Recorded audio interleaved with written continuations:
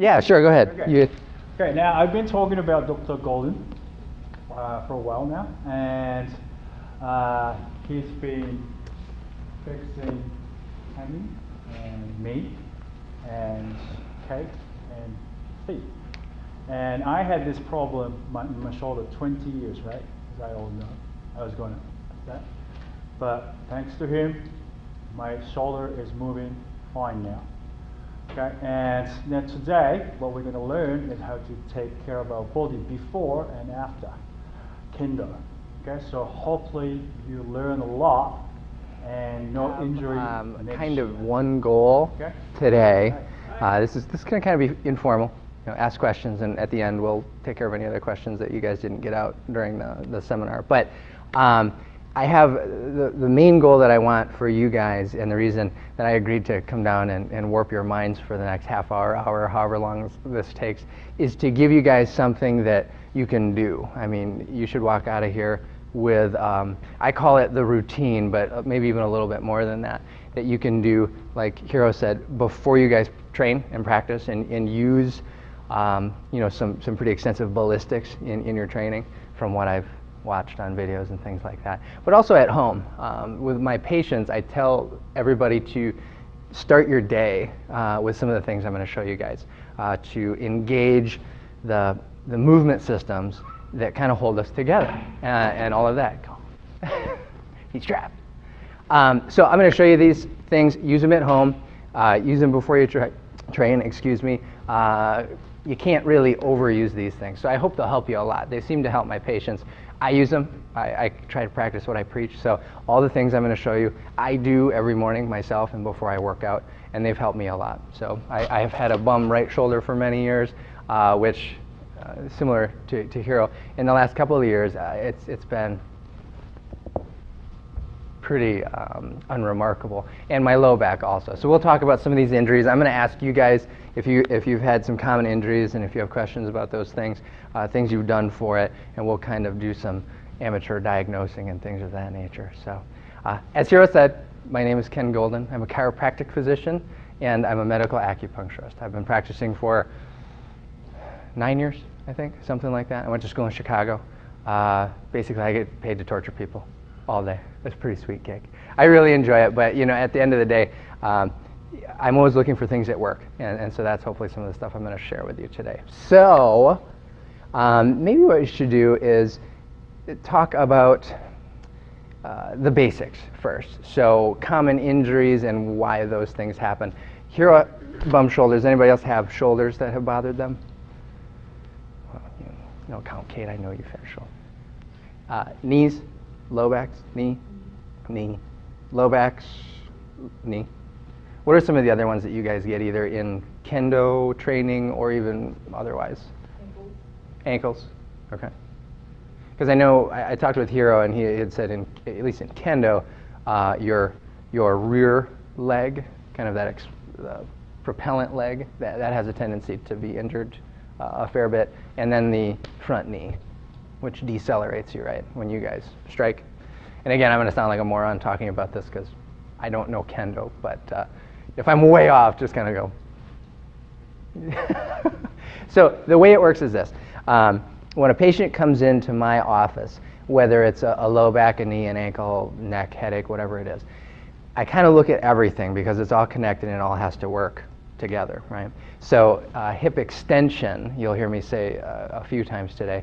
What I mean by that is walking. When you take a step, what should propel you forward is the mechanism of the hip extension. That should come from your glute max, or those big rear end muscles that we have.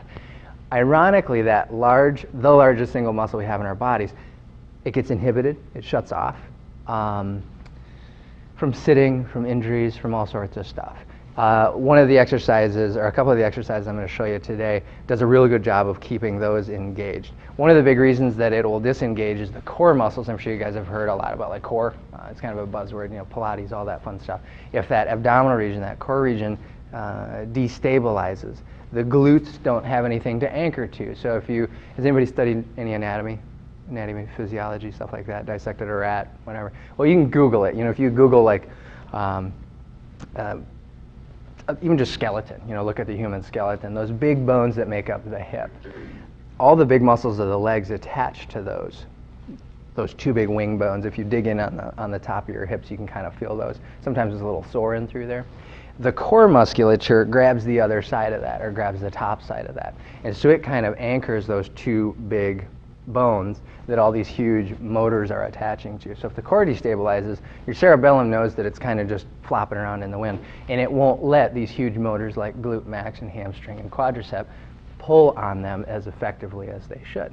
And so what that does is it causes compensation. And so little muscles start doing things they shouldn't. You start walking, with one leg toed out a little bit. You might notice a limp, or you might notice that, you'll start looking at this stuff now that we're talking about it. If you watch people in the mall walking, watch their arms. When they walk, sorry if I'm getting out of camera shot here, but everything should be symmetrical. When you step, everything should swing opposite and balance, same left and same right.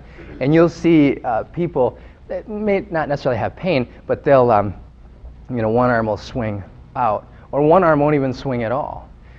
One leg will step further than the other, or they'll lean to one side when they walk.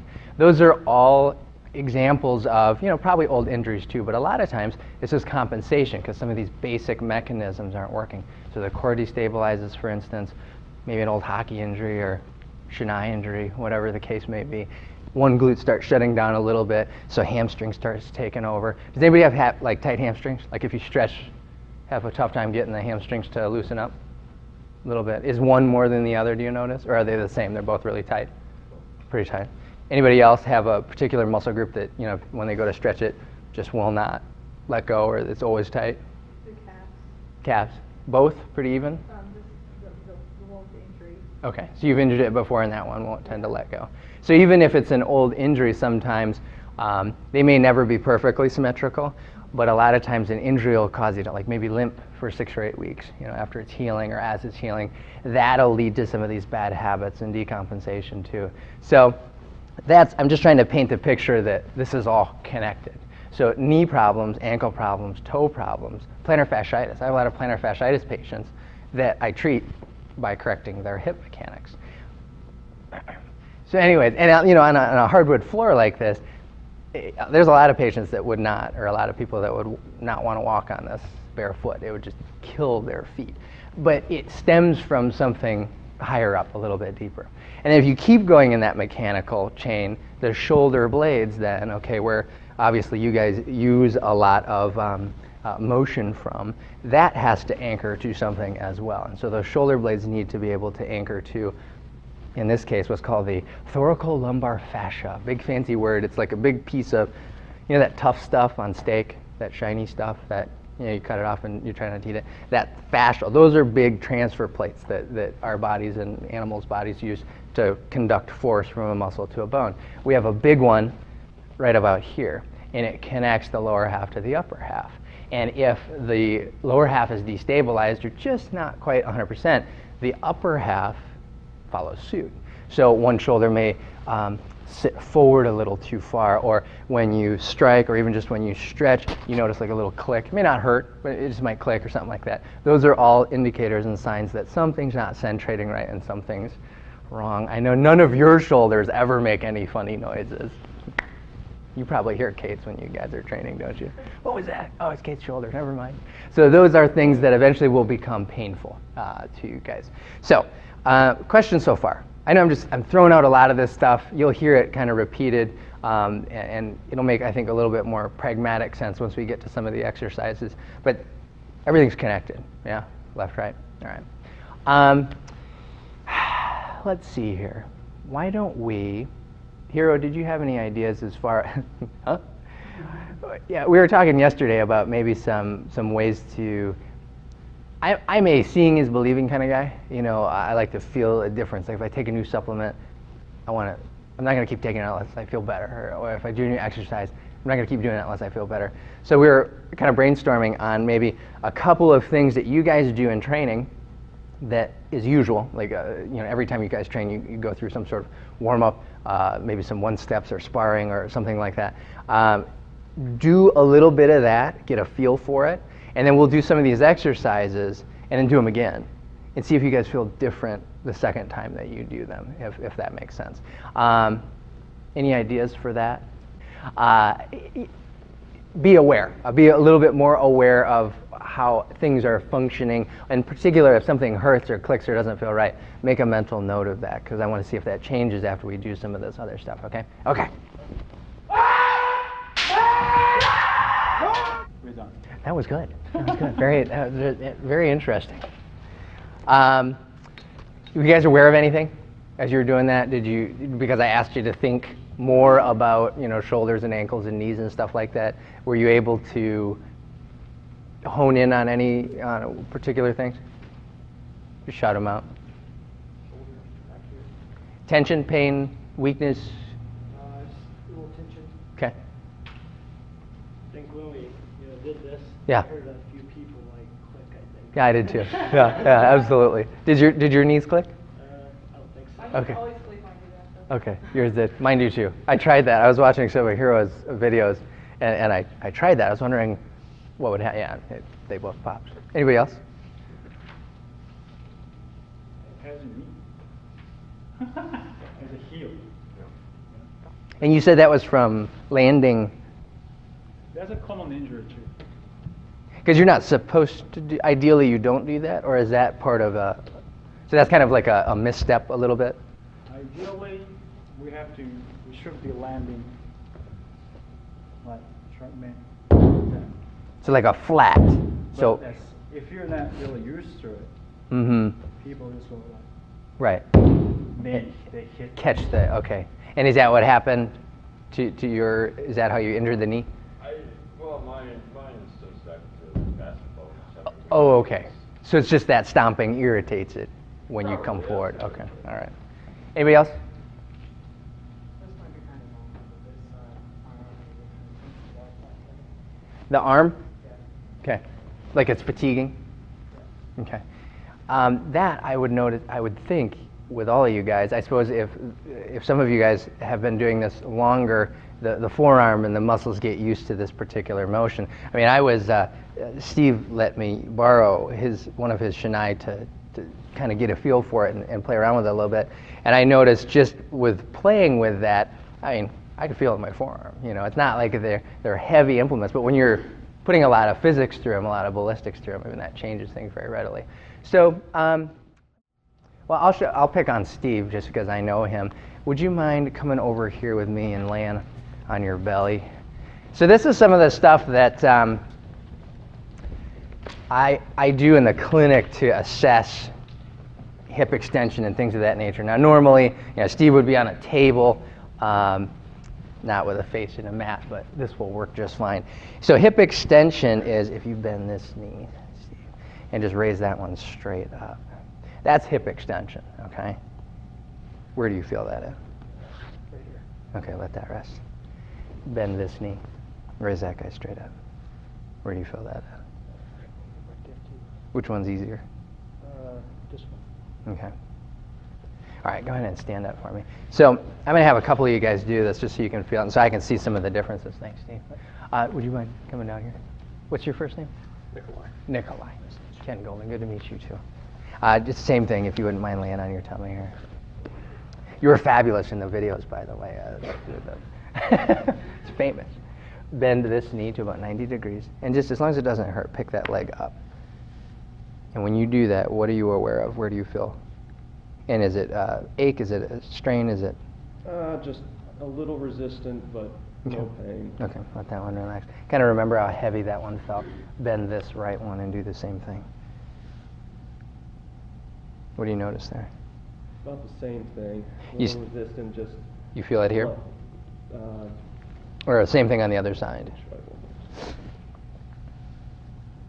About right here. Okay. And do this one more time for me. Okay. Okay. I actually think this one's a little easier for me. A little easier to lift. Okay, thank you, Nikolai. You can come on up. Do you guys notice any differences between the legs? They seem pretty even to you guys. These aren't trick questions. I mean, if you don't, you don't. If you do, you do. They were actually pretty close. I was going to say, I thought one side went up further than the A other. little further. Does anybody else want to try? Maybe let's do one or two more. Would you mind? With your knee, actually with your knee, let's check it out, come on. What's your first name? Andrew. Andrew, Ken Golden, good to meet you. Same thing here. It's always the injured ones that don't want to play. Bend that knee for me, Andrew. Go ahead and raise that one straight up. Where do you feel strain or effort when you do that? Interesting. It's like more here, actually. Kind of just like a stretch? Yeah. Something like that, okay. No pain anywhere? All right, remember what that feels like. Bend this one. You do the same thing. Where do you feel that one? It's like resistance in my knee, actually. Is that the knee that hurts? Yeah. Okay. Does that feel like it takes more effort to lift that side, or are they similar? No, it's similar in effort, I'd say. Okay, you just feel a little bit more in that knee. Okay. Do you guys see any difference between those two? Go and come on up. Thanks, Andrew. I'm trying to find somebody that's really obvious because you can see it right away when it's asymmetrical. One of you guys mind? Come on up. What's your first name? Connor. Good to meet you. All right. So, same idea. We'll start with your left one, Connor. Bend that knee, and then raise it straight up. Where do you feel like the effort is on that? Kind of like the ankle, Kind of down in the lower leg? Yeah. Is that heavy to lift? Yes. Okay, let that relax. Bend the right one and do the same thing for me. Where do you feel that at? Kind of in the back there. Okay, let that rest. All right, you can come on up, Connor. So, symmetrically, left and right, all of these guys do have some similarities. The left and right come up to a similar height. I didn't see a big discrepancy left and right. But maybe something you guys noticed as well, what the legs did. So, I think it was Nikolai, when he raised his legs up, he didn't just lift from the hip, he lifted his whole pelvis up. And he kind of did that on both sides, which is a pretty common cheat or compensation. It's not a cheat. You're not cheating. Your brain's cheating for you. You didn't ask it to. Yeah, oh, it's a very common thing that I deal with in my office because it's one of the main causes of low back pain. Because if your glute max muscle, if your rear end isn't creating that extension, your back has to do a lot of that. And that's actually where Steve felt it, is in his back. And that's the same with a lot of folks. When you go to walk or stand up, or if you're doing some sort of like hyperextension like I'm having you do, it really exaggerates that, and you can see in that low back the extraordinary amount of extension in there. Over time, that degenerates the low back. You'll get excessive arthritis in the facets. Discs will start to kind of crap out and those sort of things. I use a lot of technical terms like crap out, so don't be too impressed. Can you put that on the web? You have to bleep that out? Do you censor that? Oh yeah, okay, good. So I think now would be a good time. We'll go through some of the basic exercises, okay? Maybe even pairing up. Do you guys want to do like Kate, Steve, and Hero, if you can leave the camera, pick someone, then I'll work with one or two myself, just because these guys are familiar with some of the stuff that I'm going to show you guys. We'll go through and talk through some of these exercises, and I'll have you test with each other that hip extension, and just tune into where you feel it. If one leg is a lot heavier than the other one, if you feel it in your back, you feel it in your knee, you feel it in your ankle, you feel it in your eyeball, whatever. And then we're going to go through these exercises, and then we're going to retest it. It should feel different. And then we'll go through the basic the drills you did a moment ago, and just you might not feel different, but I'd like to see if you do notice a difference in that, and then we can kind of get into maybe some stretching after that too. So, sound like a plan? Little balls everywhere. I like to use the basketballs actually. The medicine balls are a little bit tougher, but like if you got, I don't know if anybody travels, but a lot of patients will tell me, I'm traveling to China or California this weekend. I can't do my exercises. I can't take my roll or whatever. The ball you can deflate, put in your bag, travels real easy, inflates and deflates real quick. So for future reference, and like what Steve has, brings it here. And ultimately, I'd really like to see you guys doing almost like a 5-minute or 10-minute kind of warm-up routine, either before you come to Kendo, or maybe even as part of the beginning when you're actually here, to engage some of these tissues. And so we'll hopefully feel the reason why I want you to do that here in a second. So, does everybody have a roll or a... All right, so this is my personal ball of choice, my weapon of choice at home. It's a 16-inch softball. In about a year, 6 months to a year after you do this, your tissues won't be as sore. When you do this initially, it'll be a little sore. I want it to be a little bit sore. As you get more and more used to it and your tissue gets more and more normal, you'll find it harder to find sore spots. And so you'll graduate to, you'll just look for balls that have a little bit pointier of a surface, if you will. So the foam roll works the same if you guys have these at home. Anything that won't collapse under your weight and keep some of that convexity will work. So actually, I'll give this, well, Sensei, we better use this one because this one's a little bit painful. Who has really high pain tolerance? You want to try? This might be a little bit hard. If it really is killing you, just trade off with that ball. So there's 4 basic exercises that I teach my patients, and we're going to go through those 4. The first and arguably the most important, I call it just rolling. Okay, you're gonna use the ball to create like a trigger point, almost like a really mean massage type of interface with your leg. The target is the most important thing. Well, like in Kendo, right? The target's most important. It doesn't matter how hard you swing, it matters on what you hit. So what I've learned is the inside and the outside of the legs hold a lot of the keys to that hip extension, all right? And the other thing is through what's a muscle called latissimus dorsi. And it kind of, if you picture a horseshoe through, Sensei, would you mind turning around for me just for a second? If you picture a horseshoe across the back, so starting kind of in that rib area, and then even under the rib a little, coming up through the shoulder blade, through the rhomboids, and then back down through here. That would be the third horseshoe. So you picture the outer rim, the inner thigh, and then that arc through the back and the shoulders. Those are those 3 horseshoes that you're going to manipulate over on the ball, okay? Okay, thank you. So let's start with the outside one first. Can I borrow that? So if you use, like I said, if you have one of these at home, it's the same idea. You just have to turn this a little bit more. I think the ball works a little easier. All of these things will start in what I call the J.C. Penney pose. It's hard to forget once I show you that one. It's burned into your retinas. What you're going to do is you're going to lift up into kind of a side plank and roll the ball or the tube under your knee, okay? Then you're just going to drag yourself over the top of that. So if you have a ball, go ahead and try that. If you want to try that, Sensei. It is going to be a little sore. It should be a little sore. That's softball. This poor guy. So straighten here.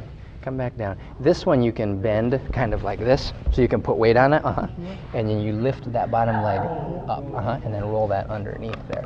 Oops. And now just put some weight back down on there, and just roll about 5 or 6 inches up and down. You feel some sore spots there? You finding some sore spots? Yeah, that's that. Don't put all your weight on it. Yeah, keep the other leg down. You can take some weight off it there. That poor guy's gonna have bruises all over his leg. When I go higher, it's not that bad. When I get It's less. Yeah. There's going to be some spots that are much more sore than others. Now Nikolai is already trying some advanced maneuvering over here, and as you practice this, yeah, I mean it's actually very, very good to do that. Did you find some sore spots?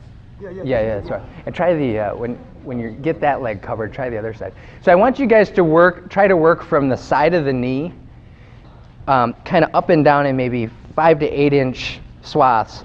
And with the ball in particular, you're going to have to pivot a little. And you can see that if you're perfectly perpendicular, you're going to get right on the lateral side of that IT band. And as you pitch a little forward, you're going to get the front aspect, and likewise when you pivot backwards, you're going to get the back aspect of it. The IT band is pretty wide, so you're going to want to cover a 3 to 4 inch width all the way up. So you're going to work that width all the way up to that in what's called the innominate bone, or that hip bone. If you go above it, you're actually into your stomach, and that's not going to really help you. It kind of hurts. I wouldn't recommend it. So stop at that bone, okay, at that hip bone. And then you can also And it's a little tougher with what Park Sensei is using because the tube limits your motion to one direction. But with the ball, you can kind of manipulate up and down. And when you get to the glutes, you can actually roll right up into a sitting position, almost like this, and get your tush, basically. Same idea. You're just seek and destroy. You're just looking for these little trigger points, and you're just kind of rolling over the top of them. Does anybody find some really bad ones? It feels like everywhere is trigger point. Yeah, everywhere is trigger points. Dr. Gold, Yeah. can you help me? Yeah. You look like you're doing a good job. Here, go ahead and try the outside one. What's this do for us again? You'll see. Makes you look stupid, one, but Well. afterward, yeah. Yeah, good. Does it hurt anything? Right here. A little sore. Yeah, that's perfect. Work all the way up. Just keep doing that up higher, higher, higher, all the way up into the hip. And then if you can, come around and almost sit on it. And then work through those glutes. So basically, you're trying to cover as much of the tissue as you can. Essentially, it's Andrew, right? Andrew asked a good question. What exactly does this do, other than make me look stupid? Because it does, and makes you feel very uncoordinated and like you don't have much of a pain tolerance. What it does, I think of it almost like an iron, right? Like you're ironing out wrinkles on a shirt or something like that. Muscle tissue, it does a lot of communicating with your cerebellum, the part of your brain that doesn't ask you if things are okay, if it changes, blah, blah, blah. It just changes them. You hurt your knee, you're going to walk different. Your brain's automatically going to take pressure off there. It's not going to let you do certain motions because it hurts. So even below the radar of kind of a conscious pain, your cerebellum's well aware of tissue integrity, joint integrity, nerve roots that may be getting impinged, things like that, and it'll kind of shut those things down. It'll lean away. Let's say in a back injury, like if you have a herniated disc. I don't know if any of you have ever had one of those or know somebody. A lot of times you'll get what's called antalgia. The person almost looks like they're crooked, like they're just shifted over. That's a cerebellar reflex. It doesn't ask you to do that. It shifts the paraspinals and the intrinsic muscles of the spine to pull weight off of this disc that's no longer structurally sound. So some of what communicates all this information to the cerebellum is in the muscle tissue itself. So there's nervous tissue in there, there's dysfunctional tissue in there. And so what the ball is essentially doing is kind of kneading over, mashing over, steamrolling, ironing out all these little dysfunctional trigger points, hot spots, inflammatory things, dysfunctional tissue that is not going to communicate normal information to cerebellum. So these are items or they're phenomenon that are happening that will inhibit normal function. And that's what we're trying to regain or retrain with this. So what I found again is just through observation and trial and error, these muscles on the adductors and abductors of the leg and hip in particular have a lot to do with glute extension. So, and you can roll anything. And a lot of times it's kind of nice. I mean, you can feel, it's like a deep tissue massage, you know what I mean? You can get into the shoulders, you can get into the ribs, and you literally can roll anything you want. But bang for the buck, and what you should focus on are these three things. I've not tried that one, actually. These three things have the most impact on what I'm trying to help you guys with, which is kind of tying those three big pieces together, the pelvis, the shoulder, and the core. So the outside has a lot of it. It's the largest surface area, and it's usually the most uncomfortable. But even more important than that are the inside of the thigh. And actually, if I can have that roll, Parks. Thank you, sir. So for the inside of the thigh, same J.C. Penney pose, right? The ball's a lot easier because you don't have to turn it or twist it. But if you have a roll, you put it parallel, and you're just going to flop the top leg over. So this one is kind of like, I always feel like Spider-Man or something where you're like sticking to a wall, and you're just going to press out over that so your weight's on your leg. It's a little trickier because there's more meat on the inside. Out here, your femur is real close to the outside tissue, creates a nice backboard between the ball and your bone, basically. So the inside, you may have to manipulate your weight a little bit more. At the gym sometimes, like when I use a medicine ball, I'll even put my hand on my leg and almost do like a tripod, like a plank, to create more pressure on that. Or you can internally, externally rotate your foot or bend the knee and do that. So why don't you guys try that one where you're working again from the knee to the pelvis, but this time it's on the inside of the leg and the thigh. The good news with the, here, lay straight. And we'll put this next to you, okay? So bend to this knee. and kind of flop this one over. So you'll put both hands down, almost like a push-up. Yeah, just like that. You feel some pressure in there, and you can manipulate the tube. You can pull the tube out and turn it a little bit. And the other thing that I notice is if I, without hurting yourself, can you extend that knee? Now if you externally rotate, and now go ahead and roll out, or turn the toe in, you feel different aspects of the muscle inside there. Yeah, it hurt. Yeah, that ball is killer, man. He's gonna feel that tomorrow. It's a good hurt. A lot of times it's a good kind of discomfort. Do you guys find some sore spots in there as well? Yeah. So again, as much ground as you can cover from the knee or even below the knee, up all the way to that pelvic bone, and you'll run right into it. There's a limiting factor. I want it to be uncomfortable, and this is what I think makes my patients think that I'm some sort of sadist, but I'm really not. I swear, I'm really a nice guy. I want this exercise to be uncomfortable. It should not be so uncomfortable that you don't do it. With the ball, it's really nice because you can, well, not the softball, but the air-filled balls, you can let a little of the air out of it. Let's say you go and get a ball and you're trying this at home, and like after day 2 or day 3, you just cannot, it's just, you feel like your legs are bruised, it's just too much. Let a little air out of the ball, that'll soften, it'll increase the square, inch area that it's gonna contact your body. It'll disperse some of that force, it won't be as painful.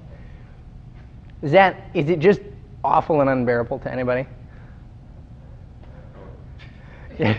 No, I'm not talking emotionally or socially. Neurologically. Does it just hurt too bad to do? It feels okay.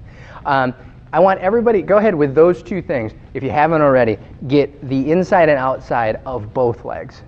Is everybody done with that? Have you done all that? Come on, 5 times each, go. Yeah. Hurry up. When you do this on a regular basis, you don't have to spend a ton of time. Like in the morning when I do this every morning, I bet you I spend 5 minutes tops rolling. And that's going to include the shoulder, which I'm about to show you here in a second. The inner thigh. It hurts. Now, the other thing that you can do too is, I don't know if anybody's tried this yet, is you can, with a ball, you can roll up and down. You can actually catch the muscles going from inferior to superior and actually pull them up against the femur, kind of like that. So you're almost like kicking down gently as you press down on the ball, and you'll feel like it traps the muscle. It's kind of if you get a nervy feel, like not just uncomfortable, but like it shoots down your leg, stop. It should be like a good hurt, like what this young man over here, what's your first name?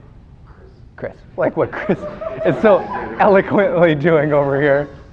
Chris likes the ball, folks. He's gonna have a ball at home soon. Did you feel? Did one leg feel? Yeah. Did one feel more sore than the other one? Was one? Yeah. Because I noticed you may notice this as well. One leg is usually more sore than the other one. Yep. Yeah. Okay. And you'll find some space. Chris may pass out. We're not sure. He may not make it. He's. The left is way easier than the right. It doesn't hurt as bad. I forgot to have you guys test the extension before. But for the guys that did the extension test before, lay on your bellies again. Nikolai, Connor, what was your first name? Connor. Hey, I got it. Connor, lay on your belly and try that again and see if it feels any different to you. Same position, arms down by the side. Try not to change any variables. And then just raise that leg up, see if it feels any different. Honestly. Andrew's like, I don't know, this is all crazy. Try the right one. A lot of times what you'll notice is your range of motion will change. The leg may feel lighter. The leg may feel like it's firing from a different spot. So like when Steve was lifting up initially, he felt it in his low back. You may feel it, if you didn't feel it in your low back, you may feel it in your low back. If you felt it in the knee, you may feel it up in the quad now. It's not in the exact same spot. All those are just different muscles are contracting at a different rate. And that's what this exercise is really trying to do. So let me show you the third horseshoe, and that's going to be the shoulders. So once again, JC Penney pose here. And how I start this one is I kind of just get about midway up on the ribs. You don't want to go too low on the ribs because you'll crack one and then you'll be mad at me. So don't do that. Kind of lean on that guy, and then I'll either completely unweight that arm or just take some pressure off of that arm. This one's a little awkward too because, well, this isn't a normal motion for most people. And you're just going to kind of oscillate up and down on the side of that rib and come all the way up. Chris was doing this earlier, right into the armpit and kind of the back of that armpit there. Tricep, latissimus, a lot of your rotator cuff muscles, and deltoid all kind of meet right in that back pocket behind the shoulder blade. And so again, you're going to pitch from the side all the way over onto the back and just kind of up and down, come up into the shoulder blade, try and get as much of that as you can, all the way until you're flat, almost on your back. Now the ball's going to be a little more intense than the roll, and you'll feel real unsteady, like it's trying to kick out from underneath you. That's part of the fun, because believe it or not, even though it feels awkward and kind of uncomfortable, it's a really good core workout and actually works your vestibular system as well. So these are very efficient exercises. It'll help your balance. It'll help your awareness of space and things of that nature. All good things for martial artists, regardless of the denomination, if you will. So the other thing I want you to play around with as you're rolling this out is your arm position. So I had you start with the arm up, like Superman, but when I get to the back, what I'll do is I'll bring the arm across. I can't do this with a roll, but with the ball, you will then try and oscillate to the side, coming back and forth. So you almost create like a waffle pattern. If you picture the shoulder blade, you rolled up and down this way initially, and then if you cross the arm and then go back and forth, you kind of create like this cross-hatching pattern. You're just trying to cover as much of that space as possible. Come back up onto the deltoid, in through that, what's called the infraspinatus on the back of the shoulder blade. Try this one, Sandra. I think you'll like it. Lay on it. It's, you guys find any sore spots in there? Yeah. As you come around and actually roll back, I mean, go almost onto, like you're facing your chest upward. Yeah, there you go. And now roll around in that position, and you'll get into the shoulder a little bit more. It takes practice. Yeah, it does. Did you find Nikolai? There it is. Nikolai found one. That's the face I'm looking for. You should find, there should be some spots in the back of that shoulder blade that kind of make you go numb for a second. I mean, it should not be comfy at all. Particularly with Kendo, I mean, you guys use this machine a lot.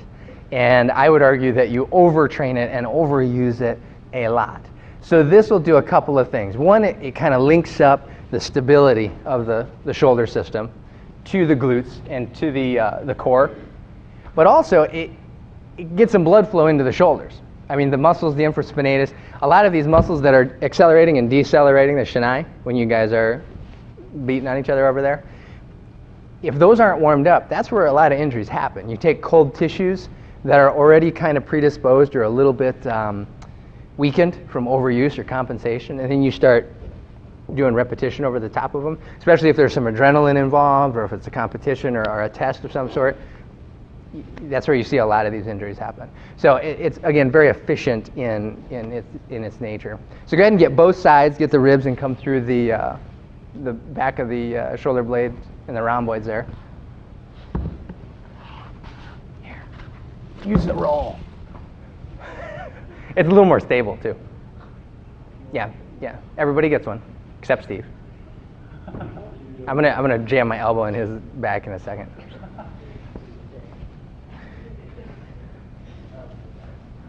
Andrew needs torture. I think he's finding some good spots. I think just based on. Yeah.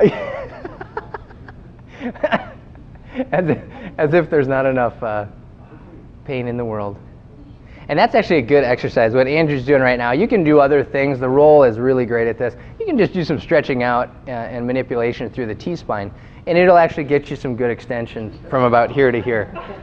An area that lacks that motion a fair bit. So I'm impressed, Chris. He's not going to be able to move tomorrow, folks, but man, he...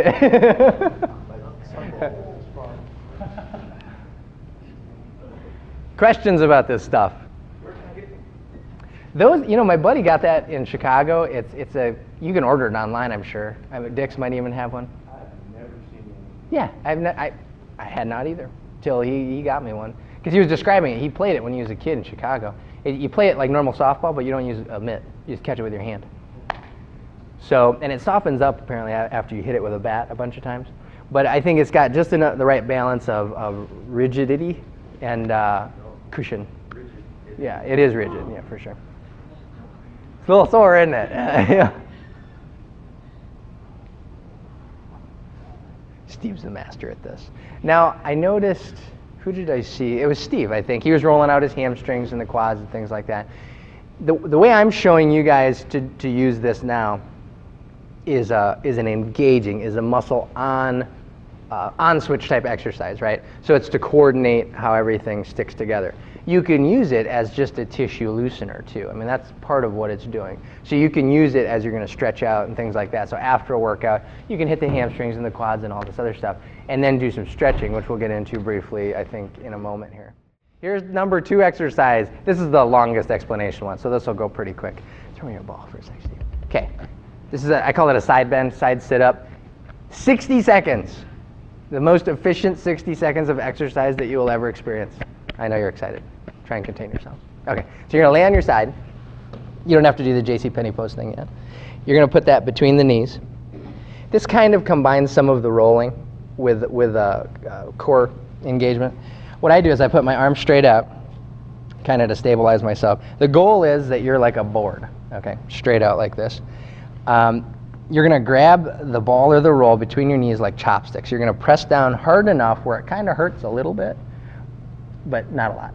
So from here, all you're gonna do, pick your legs up. It's harder than it looks, isn't it? So that's pretty good. That's pretty good. Now here's the cheat. Okay, your body will try to do this. It will try to do this. It'll try and roll off of lateral because these are weak. That's why this exercise works so well. So you're going to try and stay lateral as much as you can, and you're just going to try and reach as far as you can while still squeezing, because the other tendency is to let go of the ball. You do that, don't you? Go ahead and try that, Andrew. So what I do is either hold it for 5 seconds or 10 seconds or 30 seconds if you can, and you can even oscillate the legs back and forth a little to kind of get some of that rolling effect, and then switch to the other side and do that. Ideally, where you should feel that is the upside of the abdomen, and the down inside of the leg is usually where you'll feel the most of it. Now, Nikolai, that's pretty good. Can you feel what your body's doing as it's rolling back? Tip your body towards me about 10 degrees. Keep coming, keep coming, keep coming. I have no idea what I'm doing. I don't know if my body's doing either. Roll towards me a little bit further. There, stop. That's pretty good. That's about perfect, okay? You can feel how it shifts a little bit more to the side. Yes. Same thing, Chris. Roll towards me a little bit.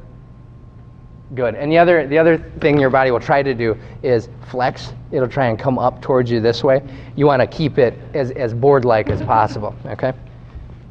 So this one's real efficient, about 30 seconds on each side. And actually, I'm breaking the mic here, sorry.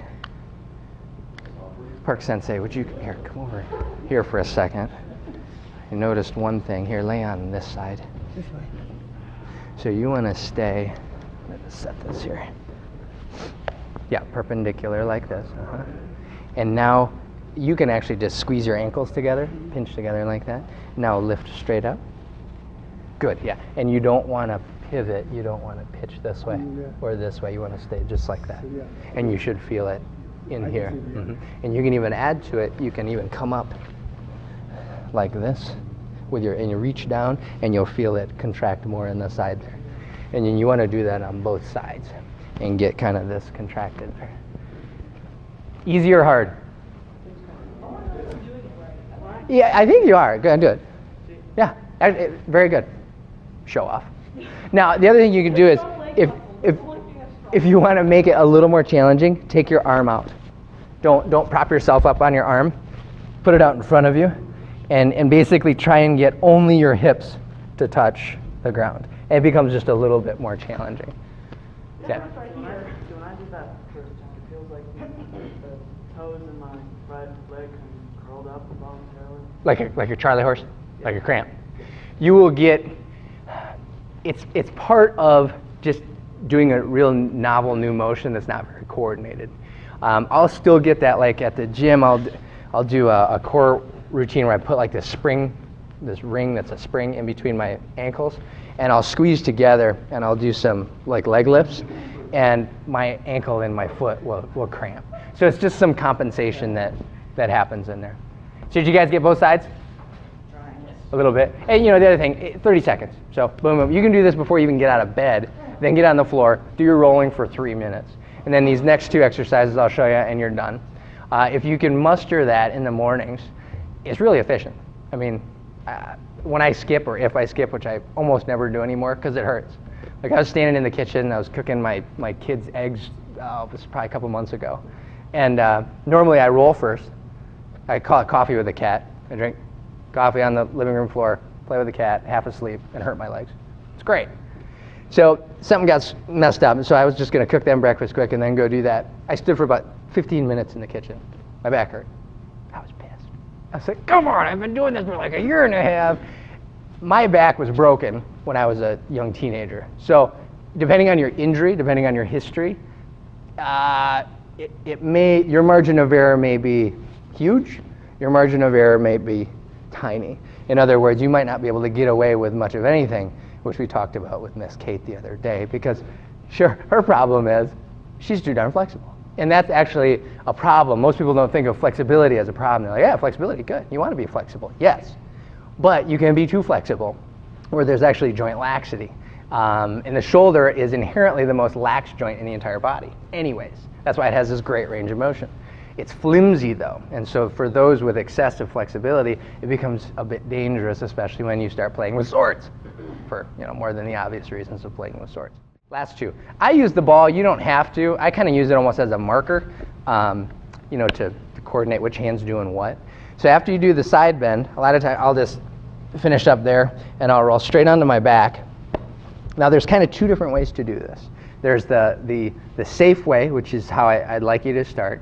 And then as you get bored with it, try and make it a little harder on yourself. So the safe way is one leg down, one leg up, opposite hand has the ball, and you're going to, what I've been doing is reaching with this one. So I'm going to reach this ball as far to the outside of that leg as I can, and just kind of touch it, hold it, and then come back down.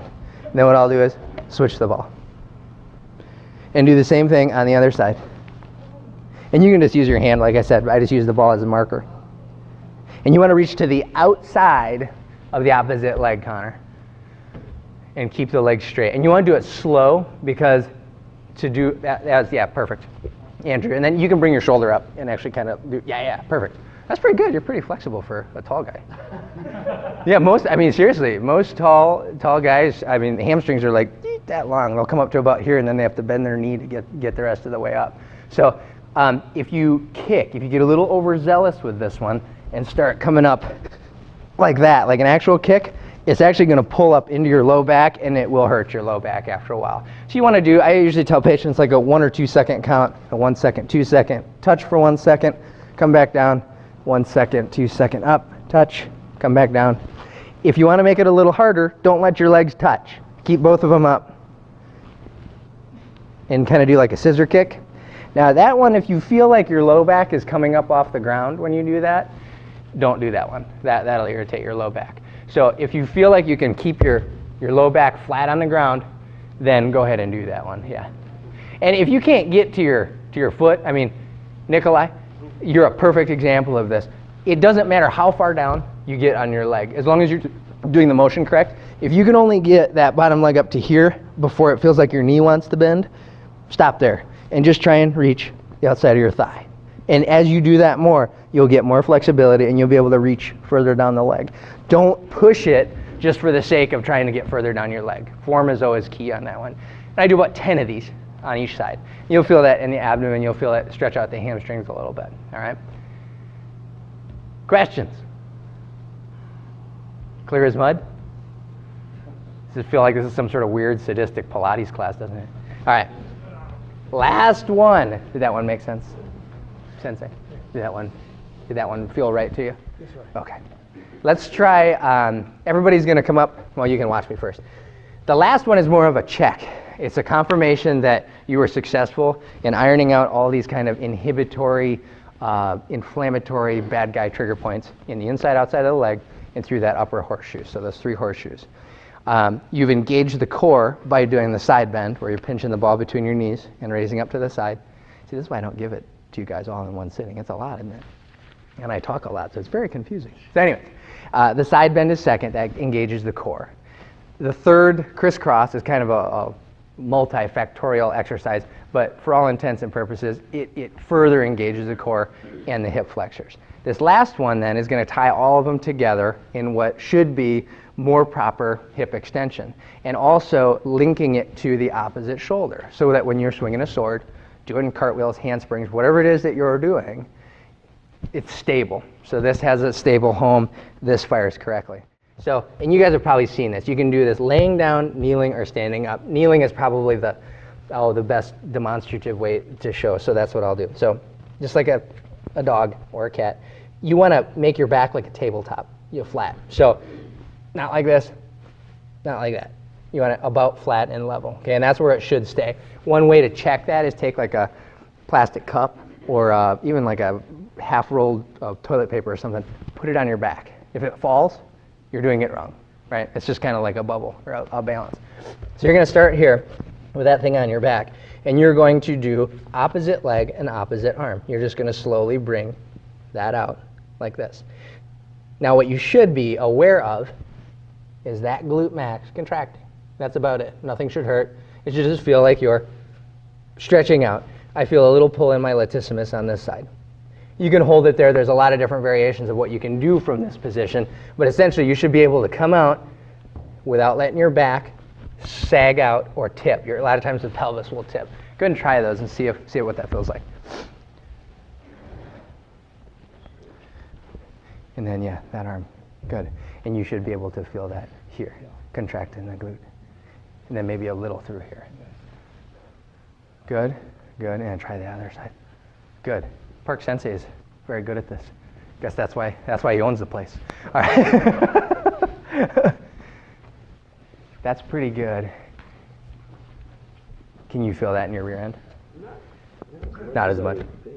Can you feel one more than? Yeah. Can you feel one more than the other?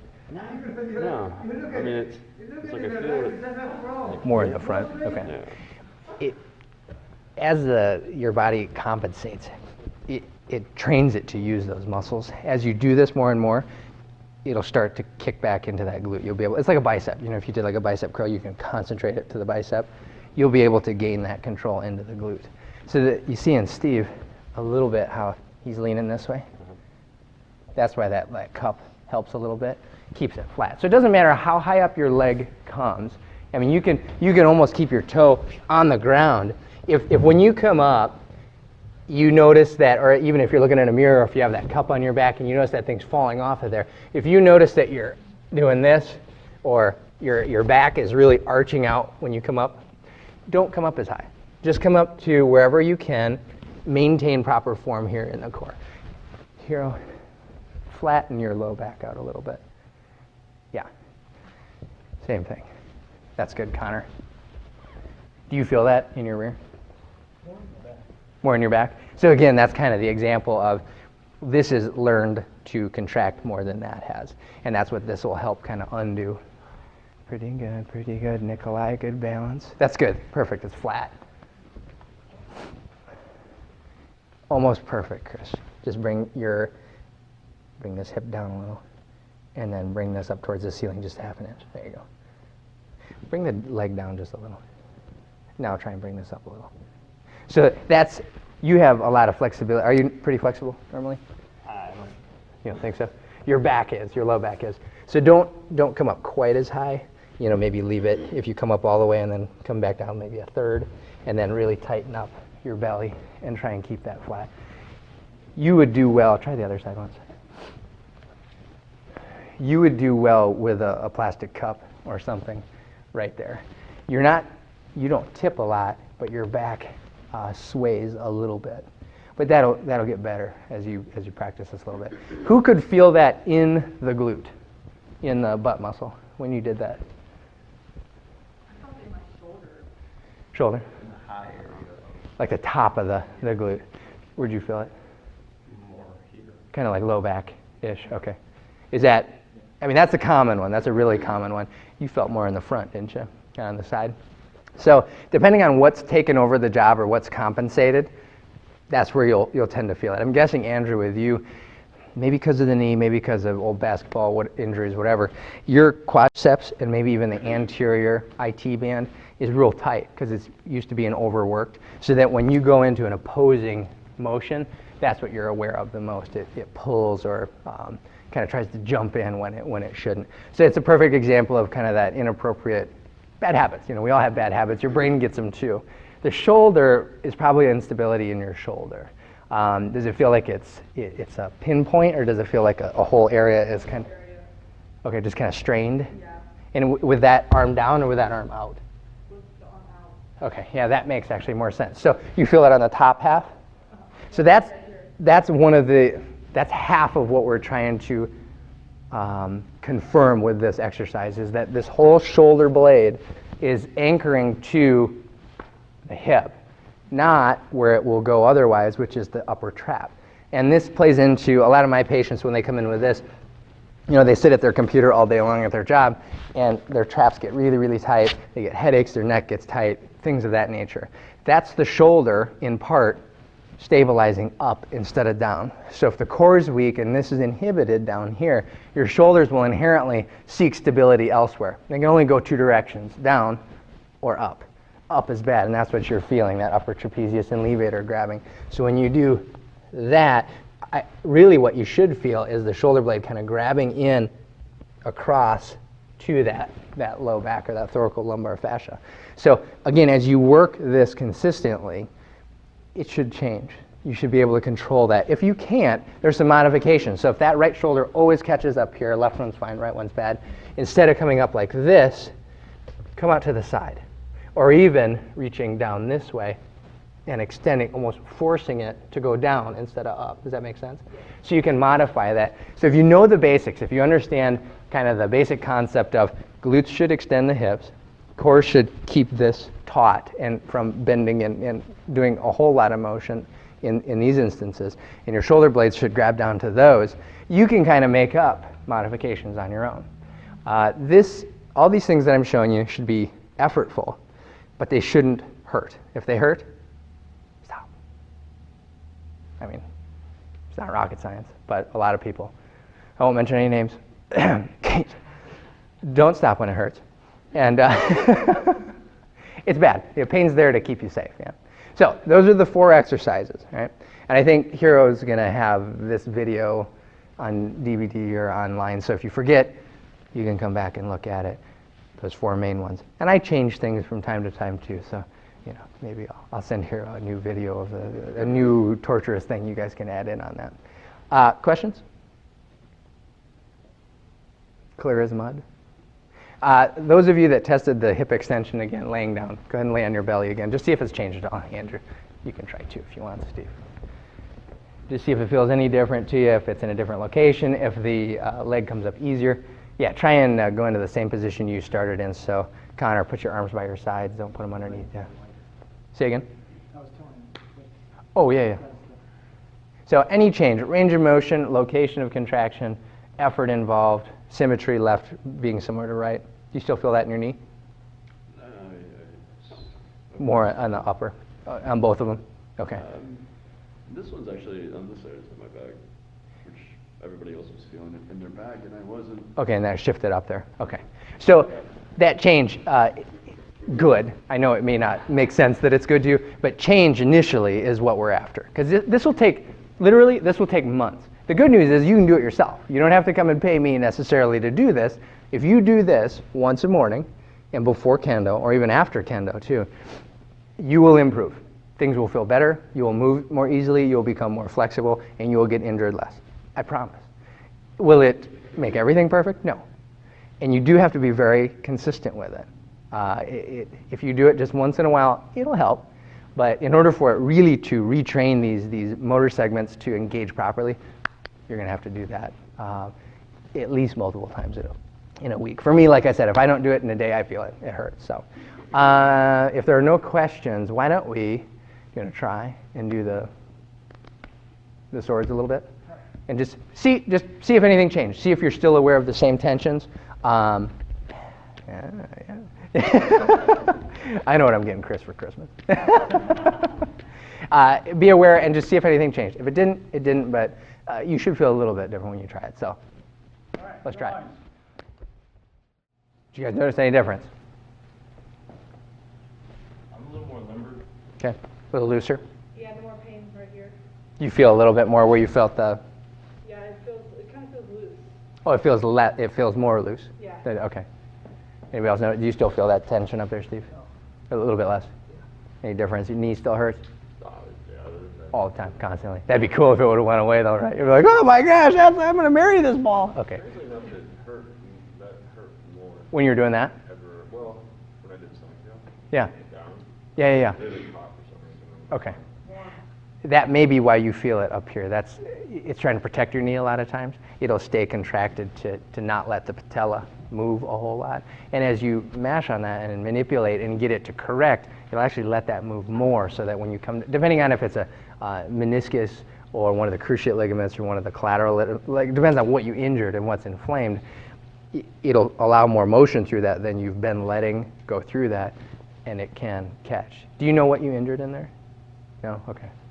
Anybody, Nikolai, did you notice any difference? And that's okay if you didn't. I'm not, this is. I'm not sure, okay. But I don't know if I felt a little bit more, like, more stern, more stiff from it. I'm not sure. It felt a little bit more demanding when I did the same exercise again. So like it took more effort? A little bit. Okay, all right. Some of my patients that are like runners, for instance, golfers, sports specific, right? You will notice change. Sometimes it becomes more difficult, especially like if you're very used to doing a particular thing. Like I have a patient who's a marathoner, and we worked on his glutes heavily. His left glute wouldn't fire. He was kind of mad at me because his times just dropped. I mean, he started sucking it up bad in the running because we changed how he ran. It was more correct, and he wasn't used to running correct. So you may notice some changes that aren't ideal initially, but the change, as long as it's not painful, as long as there's nothing sharply painful, is almost always good because it's correcting the mechanism of how just the shoulders stabilize down as you strike and things like that. Now, as you continue to do that consistently, it'll learn correctly. And 9 times out of 10, when you use the big muscles appropriately, your strikes, your speed increases, the stability increases, the range of motion increases, because those muscles are designed to do that versus the ones that a lot of times we ask inadvertently to do those things. Does that make sense? Same with the knee. Now, if there's an injury in there, it may continue to get worse to the point where you're like, oh, crap, now I have to go see somebody about my knee. And I'm sorry about that, but it will help you in the long run, because what's happening, if there is an injury that's just unavoidable, you need, let's say, have some meniscus trimmed up or something like that that's getting caught in the joint itself. You're going to continue to compensate even in just how you walk, and that'll lead to more knee arthritis on the other side, hips that are doing things asymmetrically. Eventually the low back will start to degenerate more than you want it to. So it can lead to a lot of other problems down the road. So even if worst case scenario, let's say you had to do something about your knee, it will give you more longevity on the other end once it's fixed and it's rehabilitated. So I'm not saying that's going to happen, but just as a for instance. Does that kind of make sense? Okay. So that's like big picture. And I'm cramming a lot of concepts and a lot of information into a short period of time. So don't feel anxious like you have to memorize all this stuff. If you just remember sticking to those 4 basic techniques, it should take you about 10 minutes once it's kind of dialed in. Do that in the morning and beforehand. It will really help. One thing Hiro was observing and explaining to me as you guys were, I'm going to call it sparring or one-stepping in Taekwondo. That's what we controlled fighting. We called one-steps. You'll notice the shoulders. On most of you, I would assume, that's probably a pretty common problem, where as you strike, the shoulders come up like that. They're to stay more down, correct? Kind of like what we were talking about with your shoulder. You can stabilize 2 ways. Down, which is how it's supposed to, like that very military type posture, right? And up. if it's not used to stabilizing down, and even as it starts to, as you do this more consistently, it's a new muscle. It's like a baby muscle. It's uncoordinated. It doesn't last very long. So if you roll and then you feel good when you start, you feel strong, everything's sticking together, don't go nutso initially. I mean, give it some weeks to develop, because after about 5 minutes, those new muscles that aren't used to firing are going to be pooped. And they're going to shut off again, and it's going to recruit back into its old habits. And that can cause injury, right? So be happy and aware of the changes, but kind of nurse them along for a while. This is a process that will take probably months to really take some solidifying effect. Did that kind of answer what you asked me? What can they do to get their shoulders down and keep their shoulders down?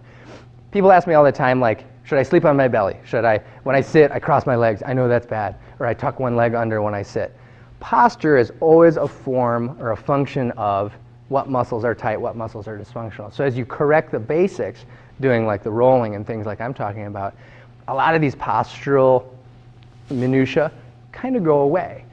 So form will follow function. As there's more stability here and here, as you practice correctly, it'll start to stick a little bit better. Your shoulders will start to stay down, and you won't compensate up as much. That's the fix to that, because it's kind of like when your mom said, hey, sit up straight.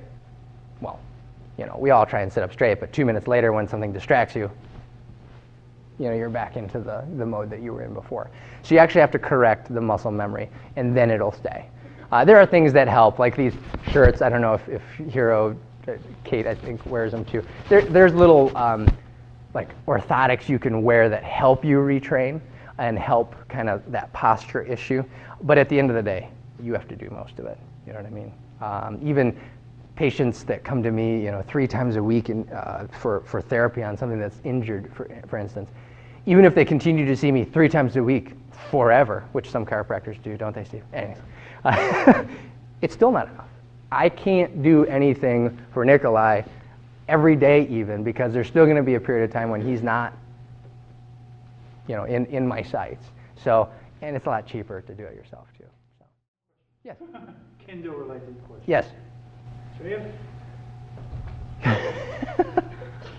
So I teach how to strike men, how to swing, right? Like that from here, right? Hands above the head and strike men. Yeah. I've been doing this for 30 years. Yeah. So it's easy for me. Right. But it's not easy for most of the people. Okay. It's just only up and down. But so from your point of view, right, from your perspective, how the arms should be moved effectively to strike. We want to have most impact here when we strike target. Okay. Yeah. That have to be hardest. Okay. Right at the end. Moment. Yeah. At the end. Okay. So what we have to do is like that. Man. Okay. Man, right? Right. So I've been doing that for a long time, so I kind of know without. Yeah. It just happens. Yeah. But if I want to explain. Right. How to create that. Done, so I always say it's like a whip. Yeah. Shoulder down, elbow down, and then arm down, and then at the very end. Yes. The tip of the sword have to go over there. Does anybody golf? No golfers.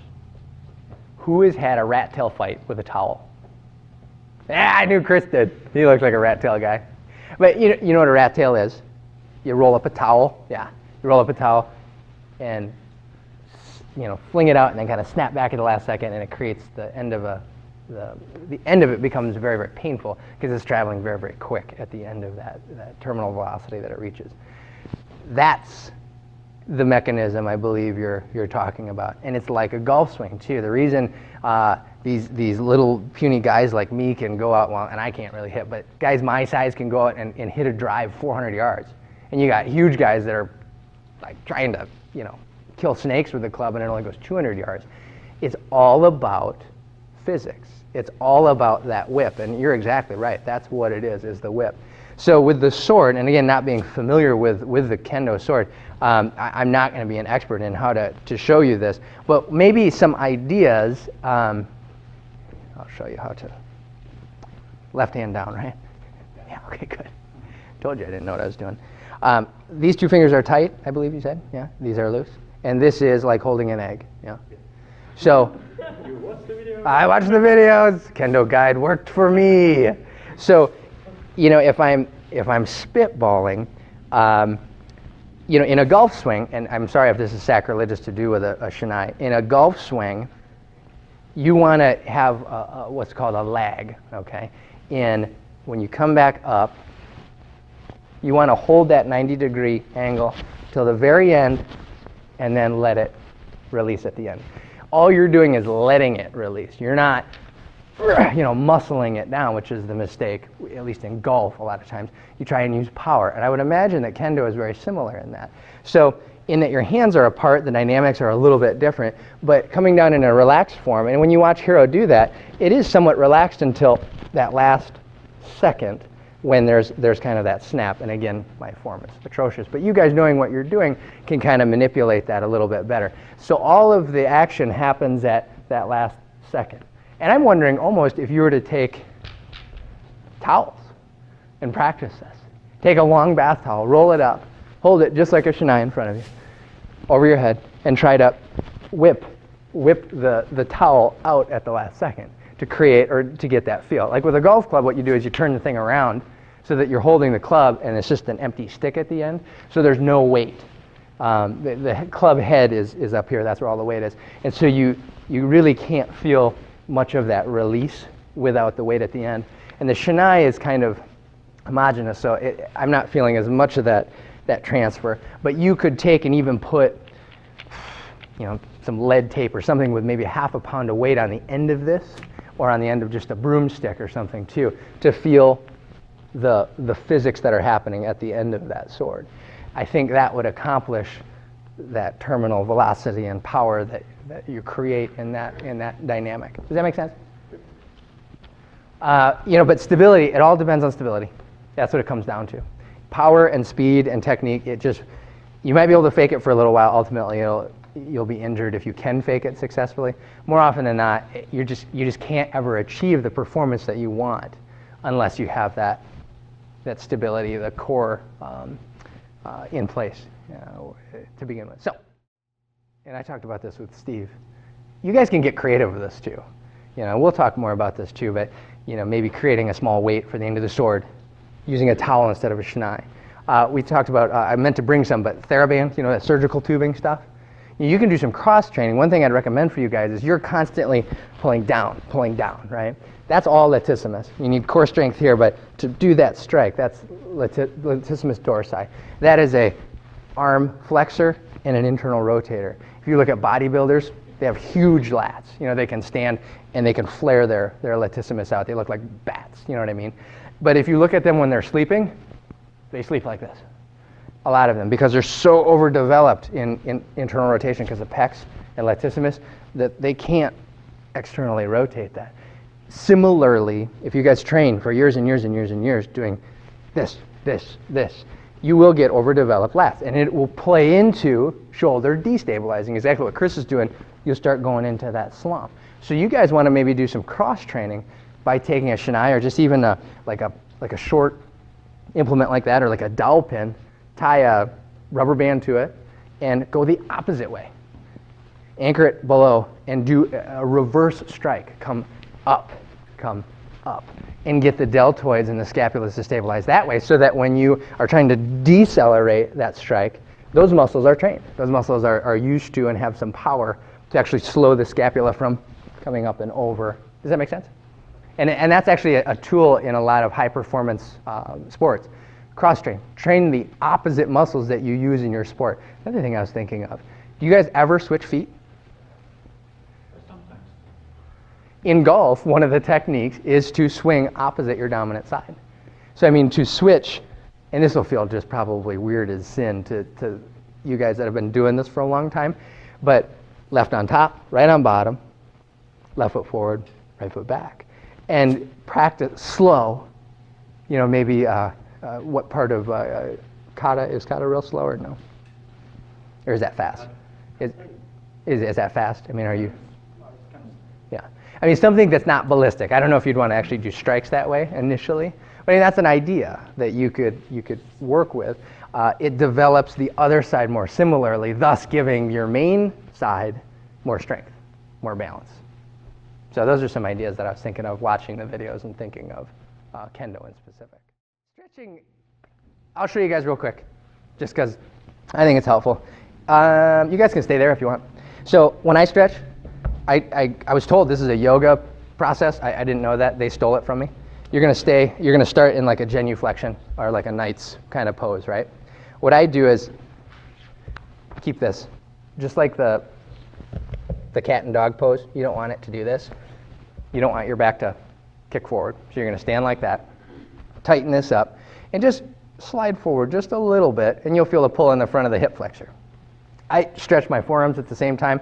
Kind of look like a doof. Yeah, I do this in public at the gym, so you guys don't look that. Don't worry about looking stupid. I look stupid enough for all of us in public. So holding here, and I'll do maybe 20, 30 seconds in each pose, and then I'll reverse and get the extensors to stretch. This would be good for you guys too, because of all the grasping you're doing, especially on that left hand, okay? So here, 30 seconds, then I'll just pick my heel up and grab it with one foot, or one hand, or two. Now, you'll probably wobble a little bit. You can use a wall, or just grab with one hand and use your knee to stabilize. So this will incorporate your quadricep a little bit more, all right? So from there, I'll let that back down. Then I'll put my front leg straight out. And then I'll go into a hamstring stretch. And I'll usually do one forward, and then I'll put my hands back and just try and let everything come forward. And I'll hold that for, again, about 30 seconds. The hamstrings are tight on me, so I usually spend a little bit more time with that. And then from here, bring that front leg in. Watch your knee on this one, Andrew. And you're just going to kind of let yourself slowly down above that knee. You might want to try the other knee. And this is called pigeon in yoga. The closer your heel is to your body, the less stretch you'll get. I think I saw you doing this, Park Sensei, or something similar to that. This stretches your butt, your rear end. If you want more stretch, bring the foot out this way. Essentially just coming straight forward. You can add a little bit of a twist to it if you want, if you don't feel like you're getting enough stretch. And then from here, you're taking the same form and just stacking it up onto the lap, okay? If you can't do this, if your knees bother you, you can cross them up a little bit, you can straighten the leg out a little bit. So you can modify. None of this should hurt, it should just stretch. So if you can do it, stack them up like that, and just come forward. Just kind of turn into like a little pod. It's a great glute stretch, and it stretches out your low back. Again, you can modify it. I'll bring my hands back. I'll bring one arm over to the other side. And that's one half, okay? Now you're going to repeat the same exact thing backwards. So you'll start with right leg forward in the same pattern. Hip flexors, you can add the forearms if you want. Quadricep, hamstring, forward, come across into that pigeon, however you want to manipulate that. I like this one where I kind of come across. It really adds the latissimus stretch and the shoulder stretch at the same time. For you guys, I think that would be a good one to loosen that up a little bit. And then come back, kind of stack them up. Same thing, and then collapse forward. So again, I think Hiro will have this on a video, because obviously you're not going to remember every single thing that we did today. But just practice that, or even parts of that. And there are some other little bits and tricks that maybe at some point I'll show Hiro or Steve or Kate, and they can share those with you, other things that I add on to this basic routine. But even just those two sets of things will help a lot. You guys stretch your calves? You need to, for what you do. I don't use my calves a ton, and especially your left calves. I mean, left calf and Achilles, pretty dangerous stuff in what you do. Extend the rolling down a little bit, at least on that left calf, probably into both of them. It'll take an extra 30 seconds. It'll have the same effect on that. It'll knead those out, and then it'll allow it to one, fire better, but also stretch a little better. Because the last thing you want to do is blow your Achilles out. I've heard that is not very fun. So calf stretch, I do against the wall. I just push up. Knee straight, typically. There's tons of them. Do your favorite, that's fine, but just make sure you're doing that. 35 minutes Last 5 minutes is killing me. This one. Do you And only the left. So here's what I would first suggest 5 you minutes do. or last 5 minutes, this killing me. Right. Try. Do any special exercise? Try. Would you mind laying down here? Let me just check something, and then I'll give you an exercise. Lay down, Soma. Hmm? Lay down back over. You want me to lay down? Yeah, lay on your back here. Yep. Your back here. Yep. Face up. Okay. Relax. So, what I think it is, just relax here. Bend here. Is you lack internal rotation, or I'm sorry, external rotation on that leg. Okay, relax. Bend here. Let that relax.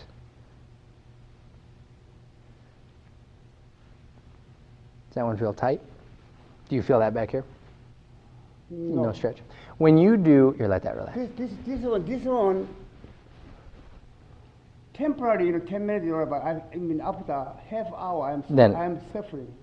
you have any Do this. exercise? Do this same thing on the other leg. Do what you. No, just stay like that. Yeah. I can do like 2, but after half hour, this last 5 minutes killing me every single time. So what I think it is here. Take the ball, and you're going to sit on it like this. Yeah, even a little lower. So get it just above your hip like that. Okay, and sit on that. Now, kind of turn your chest upward. Open this up. And you may want to come up on your hand. This way? Yeah. Take this bottom leg, cross it. This one? Can you put it on top of that? Oh, No, other way. This way, yeah. Yeah, like that. Now, go up and down on that ball. Do you feel sore spots in there? Oh, yeah. Some tight spots? That is probably causing the torsion that's hurting your knee, because those muscles control this inside This muscle? in your hip. So I would work on a ball on that muscle every day, Oh, I see. and that will increase the flexibility of this, because This part. and that's more than likely what's hurting your knee. So your knee is actually what is painful, Yeah. but the reason it is because the hip doesn't want to let your leg do that. You see what I'm saying? So work the hips, yeah, and stretch that, sure. And that pigeon stretch, this one, have you tried that one? Here, start like this. Switch legs. So you're going to put this one straight out. You're going to fold it in, and you're going to want to just kind of come forward on top of that one, and straighten that back leg out. Yeah, like that. Do you feel that right here? Yes, sir. Yeah, Stretch. it Yeah, does, yeah. that's your stretch. This That's have this stretch like that? yes. So do this on your tush, and then do that stretch. This would be good for almost anybody. This is a super common muscle to tighten up. These are the smaller glute muscles that take over when the big glute muscle is a little inhibited. So when you do that hip extension and you don't feel it in your glute, you feel it here, you feel it here. Those are all the muscles that are making up for it, and that's another one that will pick up the slack. You're welcome. Yeah. Thank you very much. Does that make sense? Yeah, makes sense. All right. I get that a lot. People are like, no, it hurts here. Why are you looking at my butt? It hurts here. It's all connected. And so again, these are the exercises I found that help the most. So you know what I know now. Have fun in practice. Questions? Enjoy your Saturday. Thanks for having me, guys. Thank you very much. Yeah. If you guys have questions, you can email me. I have a card with my email on it. So, or if you have ideas. Thank you, Sensei Park. Thank you. All right, gang.